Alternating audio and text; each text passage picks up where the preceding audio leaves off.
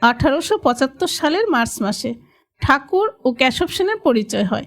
শ্রীরামকৃষ্ণ কথামৃতের পরিশিষ্ট অনুসারে ঠাকুরের প্রথম চিত্রটি 1879 সালের 21শে সেপ্টেম্বর কলকাতার আপার সার্কুলার রোডে অবস্থিত কেশব সেনের বাড়ি কমলকুটিরে তোলা হয়। ব্রাহ্ম উৎসব উপলক্ষে ঠাকুর সেখানে উপস্থিত ছিলেন। কেশব সেন সম্ভবত নিজের প্রয়োজনেই ঠাকুরের ফটো তুলতে আগ্রহী ছিলেন। ঠাকুরের পরনে সরু পাড় সাদা ধুতি, লম্বা হাতা সাদা সুতির পাঞ্জাবি এবং একটি গায়ের চাদর। চাদরটি কোমরে বাঁধা। মেঝেতে অনেক লোক বসে আছেন। ঠাকুর সমাধিস্থ ছিলেন। ঠাকুরের ভাগ্নে হৃদয়কে দেখা যাচ্ছে ঠাকুরকে ধরে আছেন।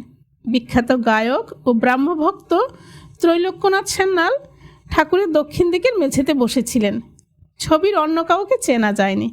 স্বামীজির শিষ্য শ্রী চক্রবর্তী স্বামী ব্রহ্মানন্দের শিষ্য স্বামী রাঘবানন্দের নিকট থেকে জানতে পেরেছিলেন সংকীর্তন শুনতে শুনতে ঠাকুর দিব্য আনন্দে আত্মহারা হয়ে ওঙ্কার ধ্বনি করতে করতে দক্ষিণ হাত তুলে সহসা দাঁড়িয়ে পড়েন।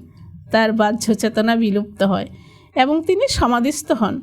পাছে তিনি পড়ে যান। সেই ভয়ে ঠাকুরের ভাগ্নে হৃদয় ঠাকুরকে ধরে রাখেন এবং ঠাকুরের বাম কাঁধ থেকে চাদরটি মাটিতে পড়ে যায়। সেটি তুলে হৃদয় ঠাকুরের কোমরে বেঁধে দেন। সেই মুহূর্তে কেশব সেন ঠাকুরের ওই অপরূপ নয়নাভিরাম মূর্তির ফটোগ্রাফ তুলিয়ে নেন।